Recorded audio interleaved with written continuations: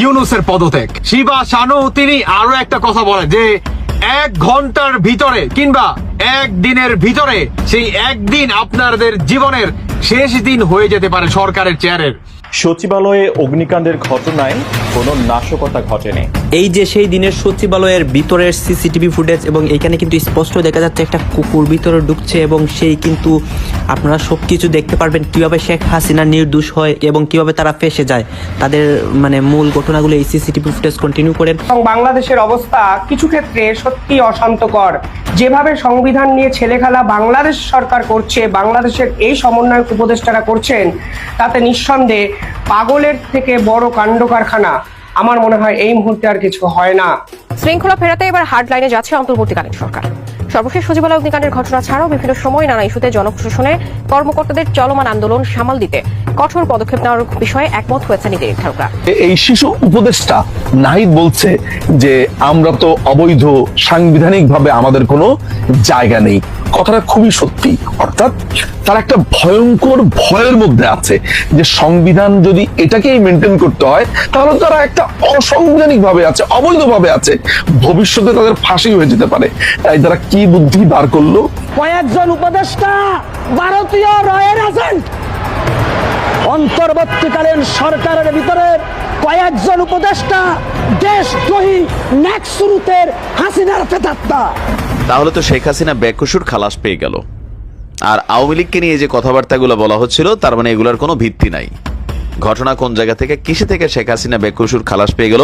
সচিবালয়ের অগ্নিকাণ্ডের যে ঘটনায় কেউ কেউ বলছিলেন বিস্ফোরণ, কেউ বলছিলেন নাশকতা, আর বলছিল যে এটা আওয়ামী ফেসিস্টদেরই কাজ, 100% আমলাদের কাজ, আমলারা এখানে নথিপত্র গায়েব করতে চাইছে।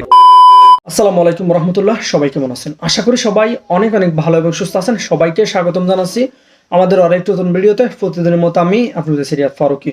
দর্শক, আজকের ভিডিও টাইটেল এবং থাম্বনেল দেখে ইতিমধ্যে বুঝতে পেরেছেন কি বিষয়টা নিয়ে কথা বলবো। ভিডিওর শুরুতে আপনারা বেশ কিছু অংশ বিশেষ দেখেছেন, যেখানে বুঝতে পেরেছেন বর্তমানে দেশের যে চলমান পরিস্থিতি, দেশের যে বর্তমান অবস্থান, সেটা নিয়ে আমরা কিছু অংশ দেখে বুঝতে পেরেছেন আজকের ভিডিওটি কতটুকু গুরুত্বপূর্ণ হতে চলেছে।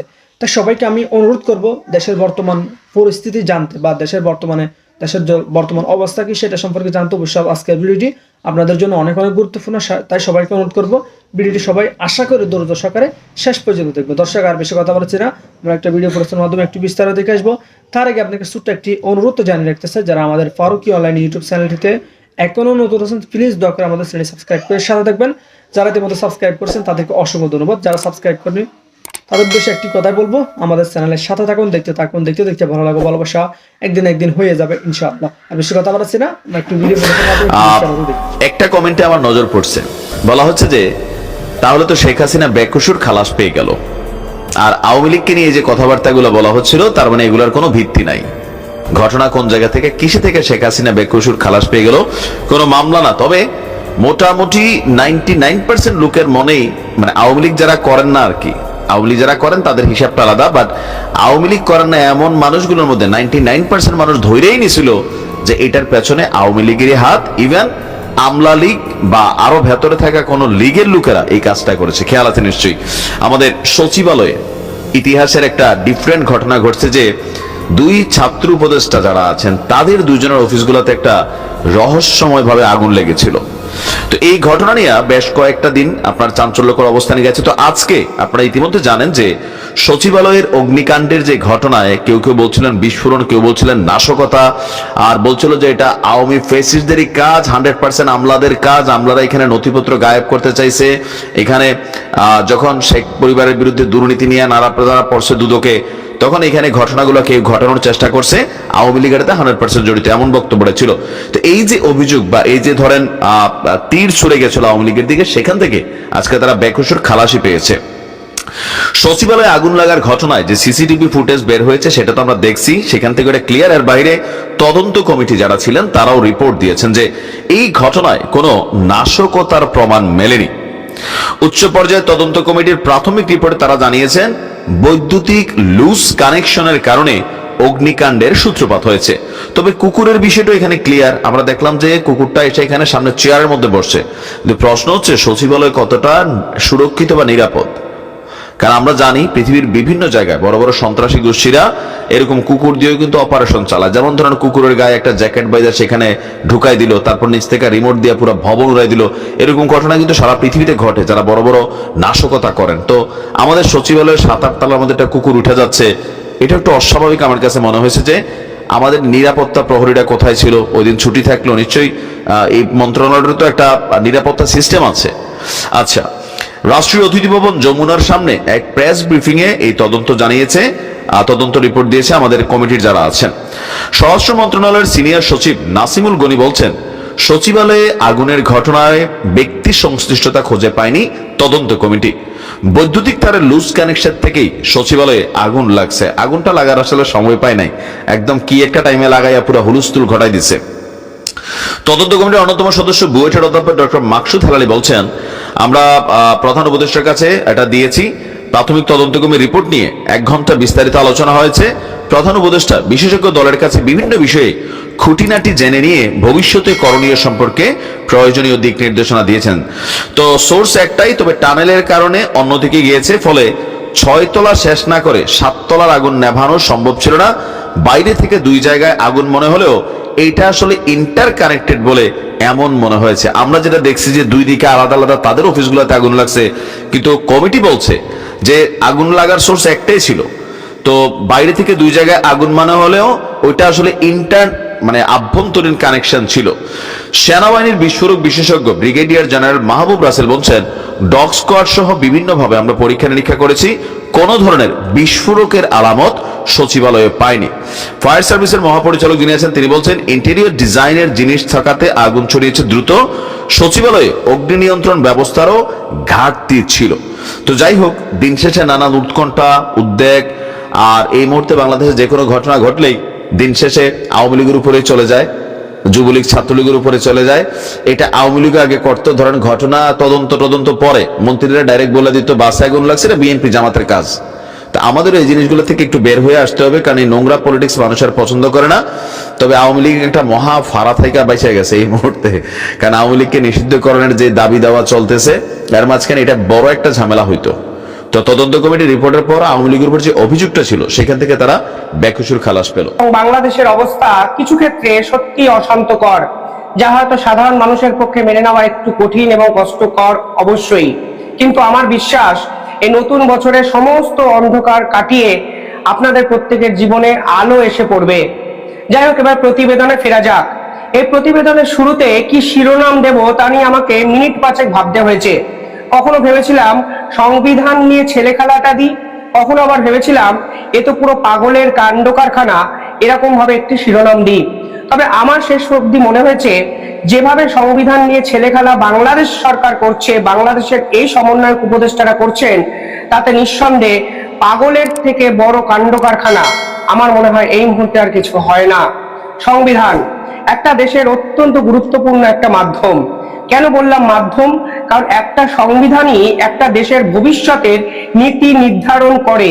তাই এই সংবিধানের গুরুত্ব শুধুমাত্র বর্তমান সময়ে আছে এরকম নয়, বাংলাদেশের সংবিধানের গুরুত্ব কিন্তু ইতিহাসেও আছে এবং বাংলাদেশের সংবিধানের গুরুত্ব কিন্তু ভবিষ্যতেও থাকবে। আমি কেন হঠাৎ করে বাংলাদেশের সংবিধান নিয়ে এতগুলো কথা বলতে শুরু করছি?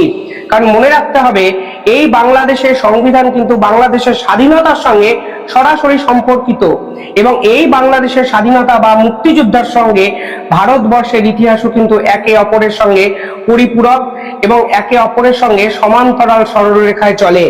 অর্থাৎ আজ যে বাংলাদেশের গ্লোরিফিকেশন, আজ যে বাংলাদেশের ঐতিহ্য, বাংলাদেশের আন্তর্জাতিক স্তরে খ্যাতি এবং সম্মান, এর পিছনে ভারতবর্ষ কিন্তু অঙ্গাঙ্গিকভাবে জড়িত আছে।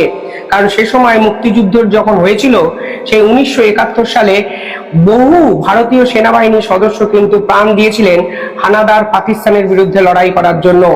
অর্থাৎ এই মুক্তিযুদ্ধ শুধুমাত্র বাংলাদেশিরা অর্জন করেছেন সেটা নয়, ভারত বাংলাদেশ একত্রে লড়ে বাংলাদেশিদের নতুন ভাবে এই আন্তর্জাতিক স্তরে স্বীকৃতি দিতেও কিন্তু সাহায্য করেছে। কিন্তু আজ বাংলাদেশের এই সংবিধানকে কেউ কেউ প্রেস কনফারেন্স করে বললেন কবরে স্থান দেওয়া হবে, কেটে ফেলা হবে, ছুঁড়ে ফেলে দেওয়া হবে এবং এই সংবিধান নাকি মুজিববাদী প্রথম কথা, একটা দেশের রাষ্ট্রনায়ক কারা হন? যারা স্বাধীনতা সংগ্রাম করেছেন, যারা দেশকে নতুন আকার দিতে সাহায্য করেছেন এবং আন্তর্জাতিক স্তরে একটা দেশকে এস্টাবলিশ করেছেন। নেলসন ম্যান্ডেলার কথা আপনারা অনেকেই জানেন। এখন যদি কেউ আফ্রিকাকে ম্যান্ডেলাবাদী একটা দেশ বলে তাহলে যতটা অবাক লাগবে শুনতে, আজ বাংলাদেশের এই সংবিধানকে মুজিববাদী সংবিধান বলতে হয়তো তার থেকে অনেক বেশি অবাক হতে হচ্ছে। হঠাৎ করে বঙ্গবন্ধু মুজিবুর রহমানকে কেন টার্গেট করা হলো সেটাই তো একটা বড় বিস্ময়। বঙ্গবন্ধু এখন বর্তমানে নেই, কিন্তু তার যে ভাবধারা, তার যে লড়াই, তার যে ঐতিহ্য, তার যে দেশের প্রতি নিয়োজিত একটা প্রাণ, সেটা কি আপনারা কেউ অস্বীকার করতে পারবেন না। বঙ্গবন্ধুর অপরাধটা কি ছিল? বঙ্গবন্ধু কি পাকিস্তানের সঙ্গে লড়াই করেছিলেন এটাই তার অপরাধ ছিল? এই প্রশ্ন কিন্তু এই সংবিধান বাতিলের এই প্রসঙ্গের সঙ্গে সঙ্গে সমর্থকভাবে উঠে যেতে শুরু করে। আইরে বাংলাদেশ, যে দেশকে স্বাধীন করল রাষ্ট্রনায়ক বঙ্গবন্ধু মুজিবুর রহমান, সেই স্বাধীনতাকেও আজকে অগ্রাহ্য করে আপনারা সংবিধান পরিবর্তনের খেলায় নামলেন। এটা কার্যত একটা পাগলামি, এটা কার্যত একটা উন্মত্ততা, এটা কার্যত একটা অহংবোধ এবং স্বৈরাচারিতা ছাড়া আমার কাছে মনে হয় আর কোনোভাবে ব্যাখ্যা করার কোনো জায়গা নেই। কালকে একটি প্রেস কনফারেন্স করা হলো, সেখানে এই জুলাই আগস্টের যে বিপ্লব হয়েছিল, সোকল্ড ছাত্র আন্দোলন হয়েছিল, সেই ছাত্র আন্দোলন সম্পর্কে একটি পুস্তক প্রকাশ করা হবে বলল, এবং এই মুজিববাদী সংগঠন নাকি বদলে ফেলা হবে, এই রকম প্রতিশ্রুতি দেওয়া হলো। প্রথম কথা, এই ছাত্র আন্দোলন কোনো আন্তর্জাতিক ইস্যু নয়, এটা একটা ইন্টারনাল পলিটিক্স। ইন্টারনাল পলিটিক্সে যখন বাইরের বিভিন্ন শক্তি এসে একত্রে মিলিত হয়, এর ফলে কিন্তু এটা ষড়যন্ত্র হয়ে যায়। ফলে এটা আপনারা কোনোভাবেই অন্তর্দলীয় রাজনীতি ভাববেন না, এটা বৃহৎ একটা ষড়যন্ত্র যা বাংলাদেশের সরকারকে বদলে দিয়েছে। এবার এই জুলাই বিপ্লবের মতো অসংখ্য বিপ্লব, অসংখ্য সরকার বিরোধী আন্দোলন বাংলাদেশ শুধু নয়, গোটা বিশ্বে কিন্তু বিভিন্ন সময় হয়েছে, কিন্তু সেই জুলাই বিপ্লবকে কার্যত আখ্যায়িত করা হচ্ছে বাংলাদেশের নতুন স্বাধীনতার যুদ্ধের নামে। কিসের স্বাধীনতা? স্বাধীনতা তো হয় যদি অন্য কোনো দেশ আপনাকে দখল করে রাখে, সেই দেশকে যখন আপনি উৎখাত বা উচ্ছেদ করছেন, স্বাধীনতা মানে তো সেটাই। যেমন ভারতীয়রা ব্রিটিশদের বিরুদ্ধে স্বাধীনতার লড়াই লড়েছিল, যেমন বাংলাদেশ পাকিস্তানের বিরুদ্ধে স্বাধীনতার লড়াই লড়েছিল, ঠিক সেরকম ভাবে এই ছাত্র আন্দোলনের নেতারা কার বিরুদ্ধে লড়াই করলেন যার ফলে বাংলাদেশ সরকারকে হঠাৎ করে স্বাধীন ঘোষণা করতে হলো, সেটাই তো একটা বড় প্রশ্ন। অর্থাৎ টেকনিক্যালি ভাবুন বা প্র্যাকটিক্যালি ভাবুন, কোনো ক্ষেত্রেই এই লড়াই স্বাধীনতার লড়াই বাংলাদেশের হতে পারে না। কিসের নতুন স্বাধীনতা? আপনারা যখন এইটাকে স্বাধীনতা বলছেন, আপনারা প্রত্যক্ষ এবং পরোক্ষভাবে 1971-এর মুক্তিযুদ্ধকে অস্বীকার করছেন, এবং মুক্তিযুদ্ধকে অস্বীকার করা মানে সে সময় যে সকল মানুষ নিজের আত্মবলিদান দিয়েছেন তাকে ছোট করছেন, তার সম্মানে আঘাত করছেন। আপনারা মুক্তিযুদ্ধকে গলায় জুতোর মালা পরিয়ে ঘোরাতে পারেন মুক্তিযুদ্ধ কোনো মানুষকে, কিন্তু আলটিমেটলি এই লড়াইকে অস্বীকার আপনারা কি করতে পারবেন? এই লড়াইকে আপনাদের পাঠ্য বই থেকে মুছে ফেলতে পারেন, আপনারা বঙ্গবন্ধুর মূর্তি ভাঙতে পারেন, আপনারা শেখ হাসিনাকে গালাগালি দিতে পারেন, কিন্তু আজ যে ইতিহাসে বাংলাদেশ যেটা করে দেখিয়ে দিয়েছে, আপনারা তো সেই অবদান অস্বীকার করতে পারবেন না। ফলে কোথাও গিয়ে এই সংবিধানকে বদলে ফেলার এই আন্দোলন, ছাত্র আন্দোলন, জুলাই আগস্ট আন্দোলন, এই স্বাধীনতার যুদ্ধ বিগ্রহ সমস্ত কিছু নিয়ে বাংলাদেশে এক জবাকুচুরি মার্কা একটা স্টেটমেন্ট কালকে এই সকল ছাত্র সমন্বয়করা দিলেন, যারা নিজেরাই জানেন না তারা বাংলাদেশকে নিয়ে ঠিক কোথায় পৌঁছাতে চান, কি করতে চান এবং কেন করতে চান। কালকে খুব সুন্দরভাবে একটি প্রতিবেদন বাংলাদেশের একাধিক নিউজ পেপার প্রকাশ করেছে। তারা বলেছেন এই 1972 সালের মুজিবাদী সংগঠন, এই মুজিববাদী যে সংগঠন আছে সেইটাকে কবর দিয়ে নতুন সংবিধান রচনা করা হবে। অর্থাৎ 1972 মুজিবিস্ট কনস্টিটিউশন উইল বি বারিড, জ্বালিয়ে দেওয়া হবে, কবরে দেওয়া হবে, ধ্বংস করে দেওয়া হবে। এবং আজকে এই পুরো বিষয়টা নিয়ে একটি প্রস্তাবনা প্রকাশ করা হবে, যেখানে নাকি সরকারের উপদেষ্টা নাহিদ ইসলামরাও থাকবেন। অর্থাৎ সরাসরি ভাবে এই ধরনের কর্মসূচিকে সরকার ওপেনলি এসে কিন্তু সমর্থন করলেন। যতই আপনারা বলুন এই সমন্বয়কদের অ্যাক্টিভিটিসকে সরকার সমর্থন করে না, যতই আপনারা একাধিক সমন্বয়কের কাজকর্ম নিয়ে নিন্দা করুন, কিন্তু এই সংবিধান পরিবর্তনের একটা কর্মসূচিকে সরকার কার্যত মুখ বন্ধ করে সহ্য করছেন, সেটাই তো বড় সমর্থন। এর থেকে বড় সমর্থন হয়তো বাংলাদেশের ইতিহাসে এর আগে কেউ দেখেনি। আর যদি সমর্থন না করেন, তাহলে দেশের সংবিধান পরিবর্তন করার জন্য যারা আন্দোলন করছেন তারা দেশ বিরোধী কাজ করছেন। চিন্ময় প্রভু দেশ বিরোধী কাজ করেননি, চিন্ময় প্রভু রাষ্ট্রদ্রোহী কোনো মামলা খাওয়ার মতো কোনো কিছু করেননি, কিন্তু যারা সংবিধানকে মানেন না বলে সংবিধানকে পরিবর্তন করতে চাইছেন এবং বাংলাদেশের সংবিধান নতুন করে রচনা করতে চাইছেন, তাদের থেকে বড় দেশবিরোধী বাংলাদেশে এই মুহূর্তে আছে বলে আমার জানা নেই। আর সরকার কালকে একটি স্টেটমেন্ট দিয়েছেন যে সমন্বয়করা কি করছেন আমরা জানি না, সারা ভারত জেনে গেল, আন্তর্জাতিক স্তর জেনে গেল, এবং আপনারা সমর্থন করুন বা না করুন, এই যে সংবিধান পরিবর্তনের খেলা মোহাম্মদ ইউনূস সরকার চালাচ্ছেন, এর ফল যে অত্যন্ত খারাপ জায়গায় যেতে চলেছে, বিশ্বাস করুন এর জন্য পুঁথিগত জ্ঞানের দরকার হয় না, ন্যূনতম দূরদর্শিতা থাকলেই আপনারা বুঝতে পারবেন এই বাংলাদেশ কার্যত পাকিস্তানি মৌলবাদী ধাতে সমর্থন করেছেন। সবাইকে নতুন বছরের শুভেচ্ছা। তবে নতুন বছরের শুরুটা খুব বেশি ভালো যাবে না আমাদের অন্তর্বর্তী সরকারের জন্য। গতকালকে যে মার্চ ফর ইউনিটি যে প্রোগ্রামটা হয়ে গেল বা গেল 5 মাস যাবত এই সরকারের বিভিন্ন পারফরমেন্সে সাধারণ মানুষ যেমন অনেকটা বিরক্ত, এর পাশাপাশি বৈষম্য বিরোধী ছাত্র আন্দোলন বা জাতীয় নাগরিক কমিটি যারা আছেন তারাও কিন্তু বিরক্ত। আর যার কারণেই 31শে December proclamation of July revolution বা যেটাই হোক সেটার ব্যাপারে তারা একটা ঘোষণাপত্র চেয়েছিল সরকারের কাছে। এখন সেখান থেকে গতকালকে বেশ কিছু বক্তব্য এসেছে সরকারকে কেন্দ্র করে বা উদ্দেশ্য করে। এখন সরকার খুবই মানে কি বলা হয় যে ধরেন আমরা লোকাল ল্যাঙ্গুয়েজে যেটাকে বলা হয় মাইন্ডকার চিপা, কিছুটা ওই রকম পরিস্থিতি তৈরি হতে যাচ্ছে। আর যে পরিস্থিতি তৈরি হতে যাচ্ছে সেই পরিস্থিতিতে 2025 সালটা খুব বেশি সুখকর যাবে না বাংলাদেশের রাজনীতির মাঠে, বিশেষ করে বিএনপির জন্য। এবং কি এর পাশাপাশি যেই বৈষম্য বিরোধী ছাত্র আন্দোলনের নেতারা আছেন তাদের জন্য একটা হার্ড টাইম পার করতে হবে। আর ডক্টর মোহাম্মদ ইউনূসের সরকারকে অনেক কিছুই কাঠখড় পোড়াতে হবে।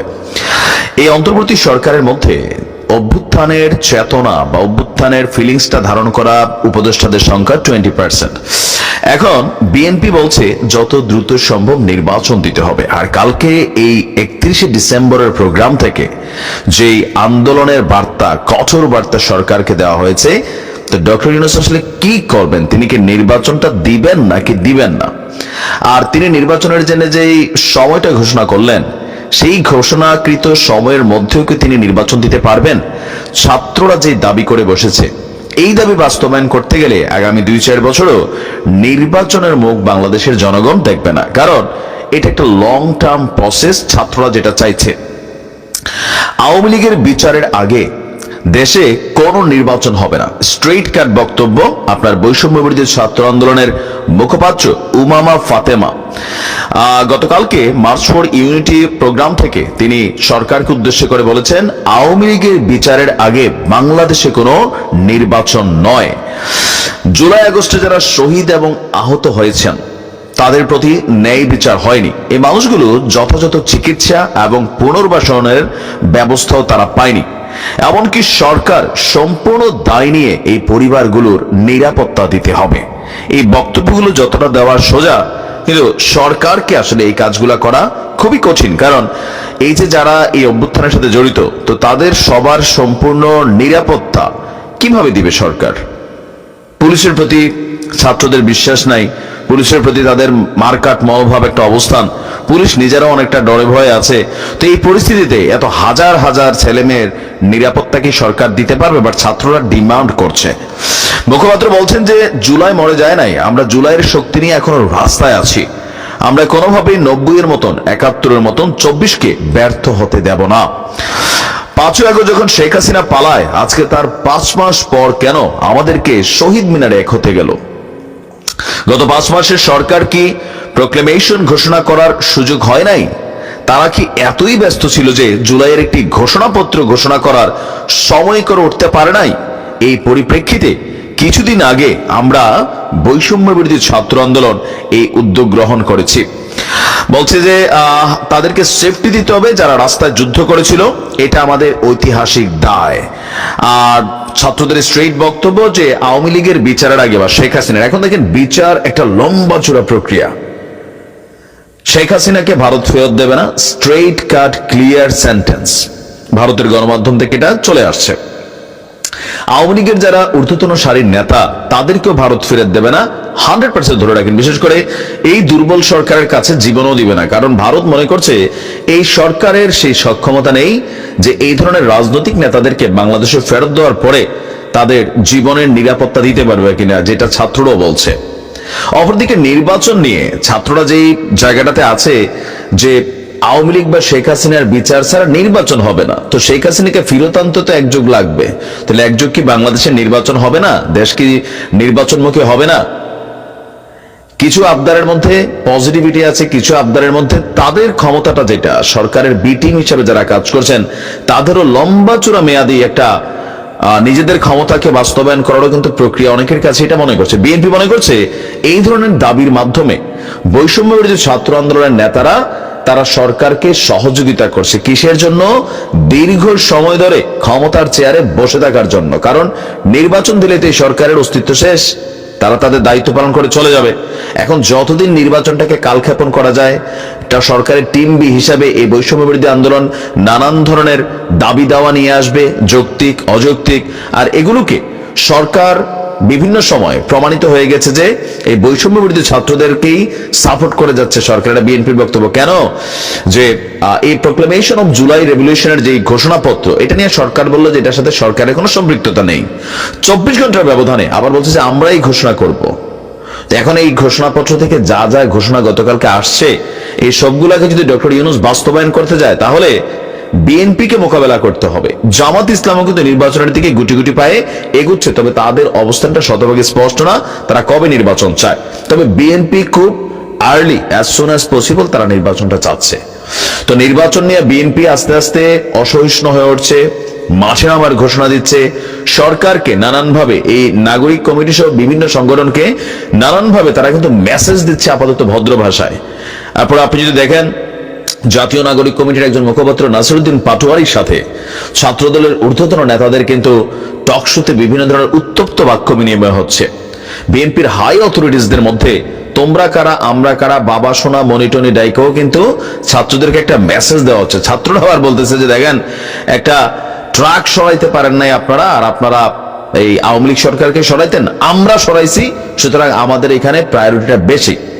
এখন এই খেলায় মাঝখানে যার হাতে দায়িত্ব, এখন দুইটা টিম, বিএনপি একটা টিম, জাতীয় বৈষম্য বিরোধী ছাত্র আন্দোলনের নেতারা তার একটা টিম। এই দুইটা টিমের মাঝখানে দায়িত্বশীলতার জায়গাটা হচ্ছে ডক্টর ইউনূস সরকার, যিনি ছাত্রদের কাছ থেকে বলছেন যে ছাত্ররা আমার নিয়োগকর্তা। তো সেই ছাত্ররা বিভিন্ন সময় বিভিন্ন ডিমান্ড করছে। এরপর আসেন সংবিধান নিয়ে। কোনোভাবেই বিএনপি বর্তমানে যে প্রেক্ষাপট তৈরি হয়েছে, এই সংবিধানে হাত দিতে দিবে না। কালকে কিন্তু আপনি তাদের কথাবার্তা যদি বোঝেন, বা তাদের স্পষ্ট বক্তব্য ছিল 72-এর সংবিধানকে উপড়ে ফেলতে হবে। বিএনপির কোন নেতা এই সংবিধান পরিবর্তনের পক্ষে না। ইভেন আপনার ভিপি নূর থেকে শুরু করে আরো যে দলগুলো আছে তারাও পক্ষে না। এরপর আওয়ামী লীগকে নিষিদ্ধ করেন, এটার পক্ষেও না। বিচারের পক্ষে, সংশোধনের পক্ষে, সংযোজনের পক্ষে।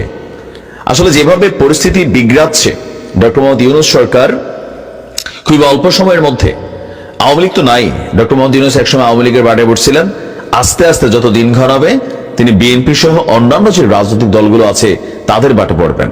এবং এখানে নানান ধরনের বক্তব্য কিন্তু ঘুরিয়ে ফিরিয়ে আসছে। এখন দেখার বিষয় হচ্ছে ডক্টর মোহাম্মদ ইউনূস তিনি কোন পথে হাঁটবেন।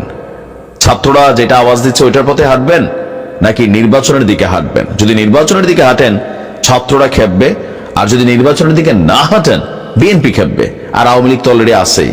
সচিবালয়ে অগ্নিকাণ্ডের ঘটনায় কোনো নাশকতা ঘটেনি। বিদ্যুতের কানেকশন লুজ ছিল, সে কারণেই অগ্নিকাণ্ডের এই ঘটনা ঘটেছে।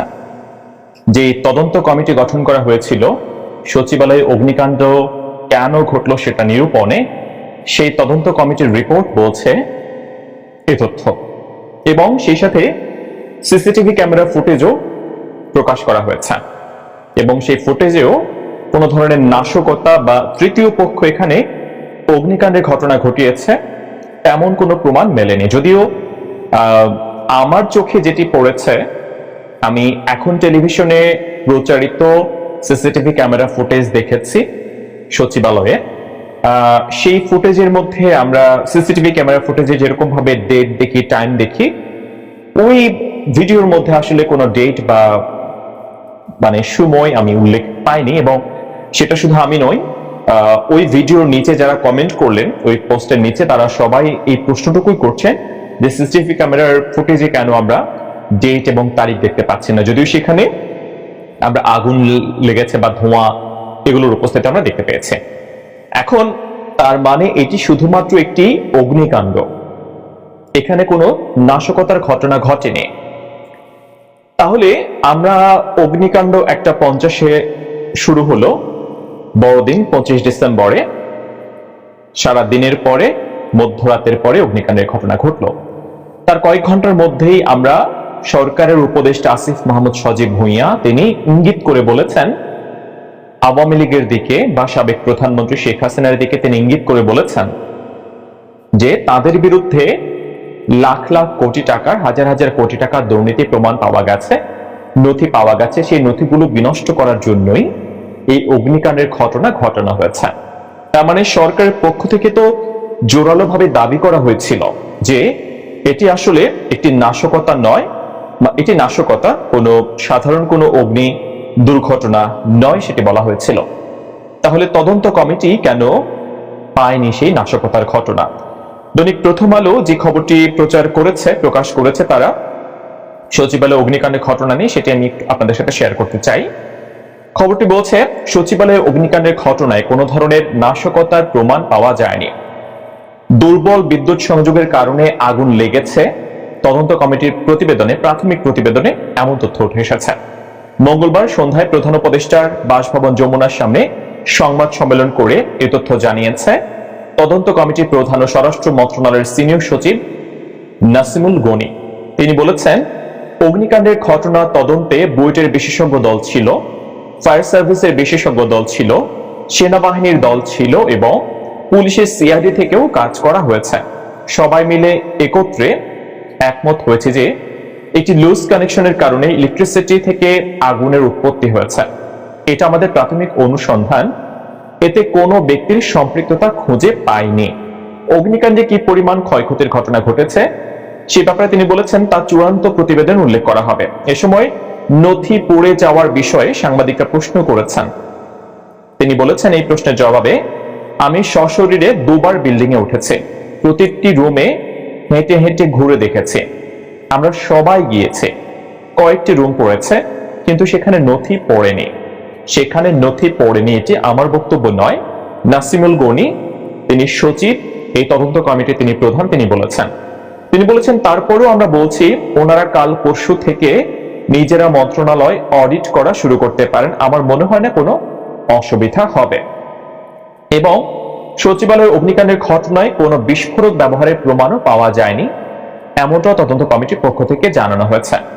এবং আরো অনেক বিস্তারিত খবর রয়েছে, সেটি পড়লে ভিডিওটি আসলে অনেক বড় হয়ে যাবে, এত বড় ভিডিও আমি করতে চাই না। আমার এই যে ব্যাপারগুলো বা ভিডিও নিয়ে তদন্ত প্রতিবেদন প্রকাশ নিয়ে তিনি বলেছেন যে আমরা দুটো ভাইটাল ভিডিও দেখেছি, যেখান থেকে ক্লু পেয়েছি কিভাবে আগুনের সূত্রপাত হলো, বিশেষ করে যে জায়গা থেকে লুজ কানেকশন হয়েছে আমরা ধরছি সেই ভিডিও আমরা পেয়েছি, ভিডিওটা আমরা রিলিজ করতে পারবো। একটি কুকুর মারা গেছে, সেই কুকুর কিভাবে মারা গেল সেই ভিডিও পেয়েছি, সেটিও রিলিজ করব। এবং সেই ভিডিও এরই মধ্যে সিসিটিভি ক্যামেরার ফুটেজ এরই মধ্যে প্রচার করা হয়েছে।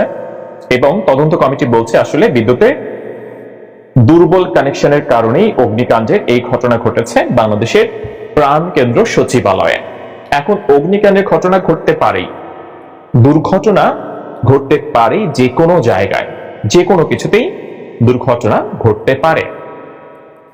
কিন্তু কথা হলো, নতুন বাংলাদেশে আমরা কেন পুরনো বাংলাদেশের চিত্র দেখতে পাই? নতুন বাংলাদেশে আমরা কেন পারস্পরিক অহেতুক দোষারোপ দেখতে পাই? কারণ সচিবালয়ে যখন আগুনের ঘটনা ঘটল, শুধুমাত্র যে সরকারের উপদেষ্টা বলেছেন যে এই আগুনের ঘটনায় আওয়ামী লীগ জড়িত তা নয়। আমি আমার ফেসবুক ফ্রেন্ড লিস্টে, যেহেতু আমি পেশাগতভাবে সাংবাদিক, আমার অনেক সাংবাদিক বন্ধুরা রয়েছেন, অনেককেই দেখেছি এই আগুনের ঘটনায় সাবেক আওয়ামী লীগ সরকারকে বা আওয়ামী লীগ প্রধান শেখ হাসিনাকে তারা দোষারোপ করে আগুনের ঘটনার সাথে সাথে স্ট্যাটাস দিয়ে দিয়েছেন। অনেকে আমাকে বলেছেন যে শেখ হাসিনা ভারতে থাকলেও বাংলাদেশকে শান্তিতে থাকতে দিচ্ছে না, দিবে না। সেই মানুষগুলো এখন কি পুনরায় দুঃখ প্রকাশ করে স্ট্যাটাস দিবেন যে আমি বা আমরা সেই আগুনের ঘটনায় শুধু শুধু আওয়ামী লীগকে দোষারোপ করেছি? সাংবাদিকদের কথা বাদ দিলাম, সরকার যিনি উপদেষ্টা আসিফ মাহমুদ সজীব ভূঁইয়া, তিনি তো তরুণ, নতুন প্রজন্ম, আমাদের চেয়ে তিনি বয়সে অনেক অনেক ছোট, তারা অনেক আধুনিক সময়ে জন্মগ্রহণ করেছেন, তারা নিশ্চয়ই পুরনো বাংলাদেশ আর চান না, নতুন বাংলাদেশের স্বপ্ন দেখছেন, আমাদেরকেও দেখাচ্ছেন। তিনি কেন আগুনের ঘটনা ঘটে যাওয়ার পরপরই আওয়ামী লীগকে দায়ী করলেন? কোনো ধরনের ক্লু ছাড়া, প্রমাণ ছাড়া কেন দায়ী করলেন? তিনি তো দায়িত্বপ্রাপ্ত একজন, আমরা কিন্তু দায়িত্বপ্রাপ্ত নই, আমাদের কথা খুব বেশি একটা প্রভাব ফেলবে না। কিন্তু সরকারের একজন দায়িত্বপ্রাপ্ত মানুষ, যখন দায়িত্বপ্রাপ্ত মানুষকে, তিনি নিযুক্ত সরকার, তাই না, তিনি তো সরকারের অংশ, সেই মানুষটি কি করে প্রমাণ পাওয়ার আগে, তদন্ত হওয়ার আগেই আওয়ামী লীগকে বা শেখ হাসিনাকে দায়ী করে দিলেন? এবং তদন্ত কমিটির আরেকটা কথা বলছে, যেটা খুব ভাইটাল, বলেছেন যে নথি পড়ে যাওয়ার ঘটনা ঘটেনি। কিন্তু আমরা যেটা দেখতে পাচ্ছি বা শুনেছি আমরা, যে আওয়ামী লীগের বিরুদ্ধে সকল দুর্নীতির নথি সব পুরো সাফ হয়ে গেছে, এবং শেখ হাসিনা তিনি যেহেতু সরকারকে চ্যালেঞ্জ দিয়েছেন তার বিরুদ্ধে দুর্নীতির অভিযোগ প্রমাণের জন্য, এবং শেখ হাসিনা দুর্নীতি যেন অভিযোগ প্রমাণ করা না যায় সে কারণে সকল নথি পুড়িয়ে দিয়েছেন। তো তদন্ত কমিটি বলছে নথি পড়ে যায়নি, তাহলে নিশ্চয়ই শেখ হাসিনার বিরুদ্ধে যেই দুর্নীতির লাখ লাখ টাকা দুর্নীতির অভিযোগগুলো উঠেছে, কমেন্ট সেকশনে, আর আমাদের চ্যানেলটিতে এখন নতুন থাকলে অবশ্যই চ্যানেলটি সাবস্ক্রাইব করে সাথে থাকবেন। আর কে কোথা থেকে আজকের ভিডিওটি দেখেছেন অবশ্যই দ্রুত কমেন্টে জানিয়ে ফেলুন। ধন্যবাদ সবাইকে।